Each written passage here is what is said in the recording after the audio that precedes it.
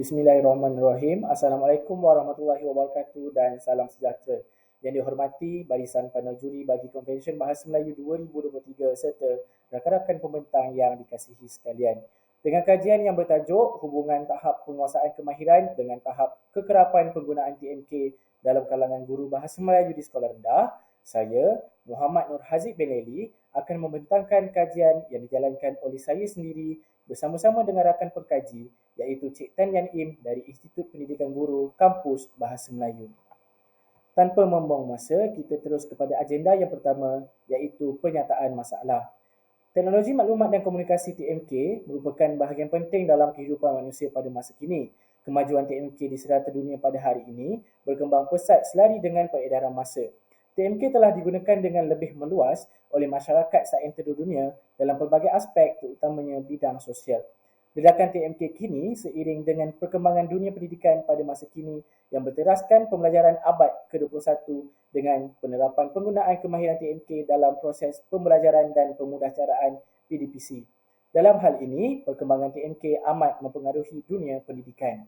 Pengaplikasian penggunaan TMK dalam proses PDPC merupakan satu cabaran baharu kepada guru sebagai warga pendidik pada masa kini. Menurut Sandra Rahman serta rakan-rakan pada tahun 2013 serta Ting Kung Siong serta rakan-rakan pada tahun 2015 mengatakan bahawa masalah-masalah yang dihadapi oleh guru pada masa kini adalah masih tidak kerap mengaplikasikan penggunaan TMK sebagai bahan bantu mengajar BBM dalam proses PDPC yang disampaikan di dalam kelas. Apabila guru tidak kerap menggunakan kemudahan TMK selari dengan pembelajaran abad ke-21 seperti yang dinyatakan dalam Pelan Pembangunan Pendidikan Malaysia PPPM 2013 hingga 2025 dalam anjakan yang ketujuh, iaitu untuk meningkatkan pengaplikasian penggunaan TMK dalam proses PDP, maka guru tidak dapat untuk memupuk pemikiran secara kreatif dan kritis dalam diri murid-murid. Terdapat beberapa isu dan cabaran yang timbul menjadi halangan kepada pelaksanaan anjakan ketujuh dalam PPPM tersebut. Antaranya ialah kekurangan kemudahan TMK seperti komputer di sekolah. Bukan itu sahaja, sebilangan guru juga masih kurang mahir menggunakan aplikasi TMK akibat kekurangan pendedahan seperti kursus-kursus berkaitan TMK yang dapat meningkatkan penguasaan TMK dalam diri kalangan guru. Berdasarkan penyataan masalah tersebut, objektif kajian telah dibentuk seperti yang berikut. Secara umumnya, kajian ini dilaksanakan bagi mengenal pasti hubungan antara tahap penguasaan kemahiran dengan tahap kekerapan penggunaan TMK dalam kalangan guru Bahasa Melayu di sekolah rendah. Terdapat 3 objektif kajian yang ditetapkan iaitu yang pertama, menentukan tahap penguasaan kemahiran dalam kalangan guru Bahasa Melayu di sekolah rendah. Yang kedua, menentukan tahap kekerapan penggunaan TMK dalam kalangan guru Bahasa Melayu di sekolah rendah. Dan yang ketiga, mengenal pasti hubungan antara tahap penguasaan kemahiran dengan tahap kekerapan penggunaan TMK dalam kalangan guru Bahasa Melayu di sekolah rendah. Oleh itu, soalan kajian adalah selari dengan 3 objektif kajian yang dinyatakan. Yang pertama, apakah tahap penguasaan kemahiran TMK dalam kalangan guru Bahasa Melayu di sekolah rendah? Yang kedua, apakah tahap kekerapan penggunaan TMK dalam kalangan guru Bahasa Melayu di sekolah rendah? Dan yang ketiga, adakah terdapat hubungan yang signifikan antara tahap penguasaan kemahiran dengan tahap kekerapan penggunaan TMK dalam kalangan guru Bahasa Melayu di sekolah rendah? Berdasarkan kepada soalan kajian dan objektif kajian yang ketiga, saya telah menetapkan satu hipotesis kajian iaitu HO1, tidak terdapat hubungan yang signifikan antara tahap penguasaan kemahiran dengan tahap kekerapan penggunaan TMK dalam kalangan guru Bahasa Melayu di sekolah rendah. Seterusnya adalah kerangka konseptual yang dirangka berdasarkan kepada kajian yang telah dilaksanakan. Dimulakan dengan tajuk, kemudian objektif kajian dan juga soalan kajian yang telah dinyatakan, kemudian beberapa perkara lain dalam metodologi kajian, analisis data dan juga dapatan kajian yang akan dibincangkan dalam pembentangan sebentar lagi. Seterusnya, metodologi kajian. Reka bentuk kajian ini ialah kaedah kajian korelasi, iaitu korelasi Pearson yang menggunakan pendekatan kuantitatif.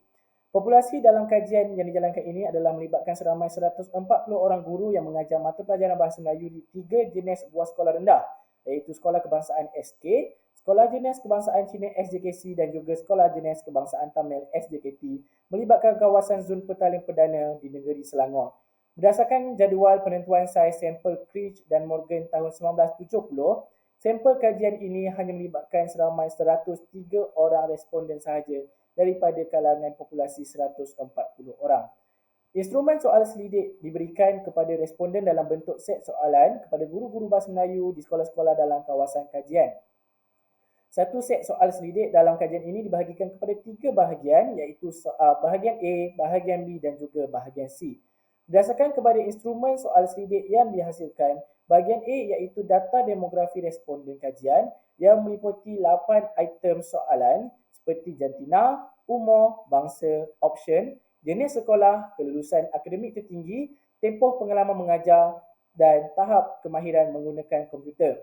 Bahagian B terdiri daripada 12 item soalan berkaitan dengan tahap penguasaan kemahiran TMK dalam kalangan guru bahasa Melayu di sekolah rendah, manakala bahagian C pula terdiri daripada 12 item soalan berkaitan dengan tahap kekerapan penggunaan TMK dalam kalangan guru bahasa Melayu di sekolah rendah. Pembentukan item soalan pada bahagian B dan bahagian C dalam borang soal sendiri akan menggunakan skala Likert 5 mata. Instrumen kajian ini mendapat kesahan instrumen daripada 2 orang pensyarah dari Institut Pendidikan Guru Kampus Bahasa Melayu, iaitu pensyarah bahasa dan pensyarah dalam bidang teknologi maklumat dan komunikasi TMK, dan nilai kebolehpercayaan instrumen kajian adalah pada tahap yang tinggi, iaitu 0.966 bagi keseluruhan item soal selidik. Dalam proses penganalisisan data, saya menggunakan statistik deskriptif dan statistik inferensi menggunakan perisian SPSS versi 27. Statistik deskriptif melibatkan pengukuran min dan sisian piawai untuk menganalisis dapatan bagi tahap penguasaan kemahiran dan tahap kekerapan penggunaan TMK dalam kalangan guru bahasa Melayu di sekolah rendah. Manakala statistik inferensi adalah bagi menghuraikan perhubungan dan membuat generalisasi hubungan antara tahap penguasaan dengan tahap kekerapan penggunaan TMK dalam kalangan guru bahasa Melayu di sekolah rendah dengan menggunakan kaedah korelasi Pearson. Terdapat 3 dapatan kajian selari dengan 3 objektif dan juga soalan kajian yang telah dinyatakan. Bahagian ini merupakan dapatan kajian bagi menjawab soalan kajian yang pertama. Kesemua 12 item soalan menunjukkan nilai min pada tahap yang tinggi, kecuali 2 item iaitu item B7 dan juga B8 pada tahap yang sederhana.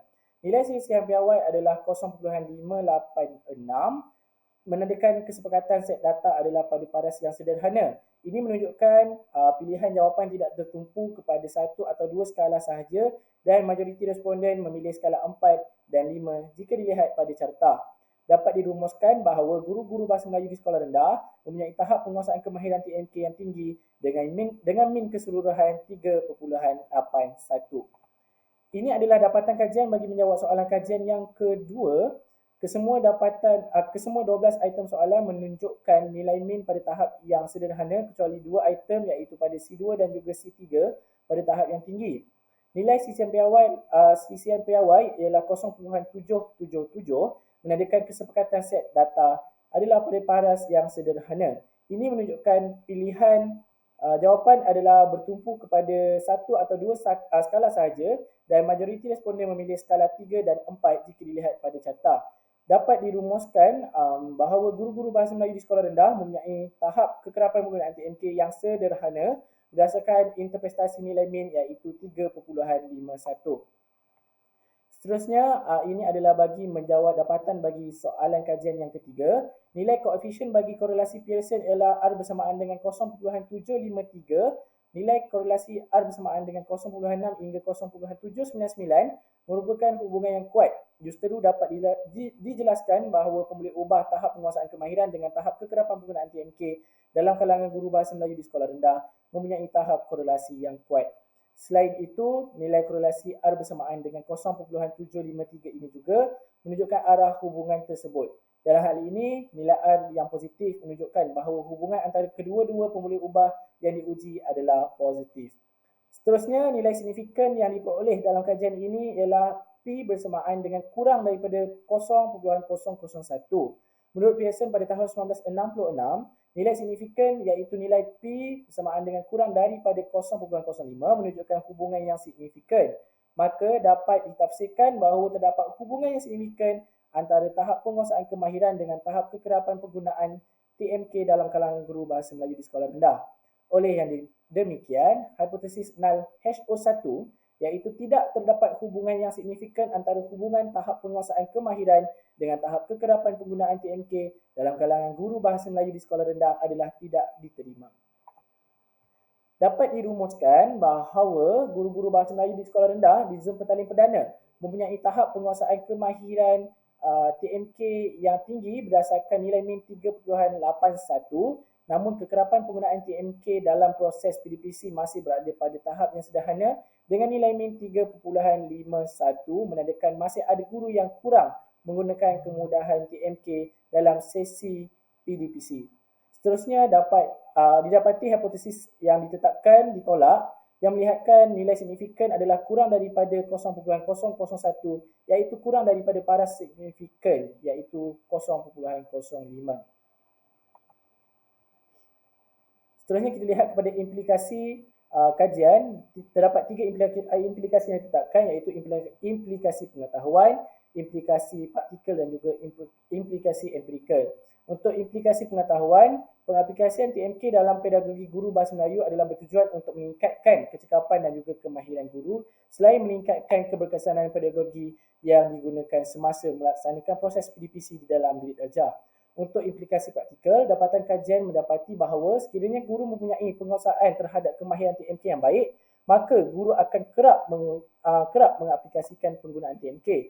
Namun dapatan kajian ini menunjukkan bahawa guru mempunyai tahap kemahiran ataupun penguasaan TMK yang tinggi, namun kekerapan penggunaan adalah pada tahap yang sederhana. Untuk implikasi empirikal, masih kurang kajian yang mengenal pasti tahap penguasaan kemahiran dan juga tahap kekerapan penggunaan TMK dalam kalangan guru bahasa Melayu di sekolah rendah. Ini merupakan cadangan penambahbaikan untuk praktikal dan juga lanjutan. Bagi praktikal, dipecahkan kepada 3 pihak. Yang pertama ialah Kementerian Pendidikan Malaysia KPM. Saya mencadangkan agar KPM dapat melaksanakan kursus-kursus yang berkaitan dengan TMK kepada guru dalam perkhidmatan serta membekalkan peralatan TMK yang mencukupi kepada pihak sekolah seperti capaian internet yang baik serta kemudahan-kemudahan seperti komputer di dalam bilik komputer di sekolah.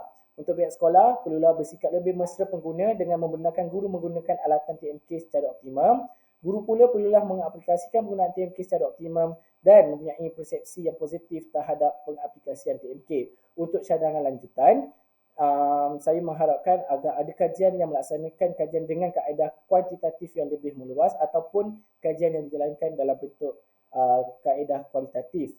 Serta responden bagi responden kajian pula perlulah dalam latar belakang yang berlainan. Sebagai contoh, dalam kajian yang dijalankan oleh saya ini adalah responden dari latar belakang di kawasan bandar. Namun mungkin kajian-kajian selepas ini boleh dijalankan untuk responden daripada kawasan guru-guru yang melibatkan kawasan luar bandar ataupun responden dalam kalangan murid. Ini merupakan beberapa rujukan yang dirujuk untuk menghasilkan kajian yang dijalankan serta pembentangan ini. Sebelum saya mengakhiri pembentangan, marilah kita bersama-sama memartabatkan pendidikan berteraskan bahasa Melayu. Sekian sahaja daripada saya. Sekian, terima kasih.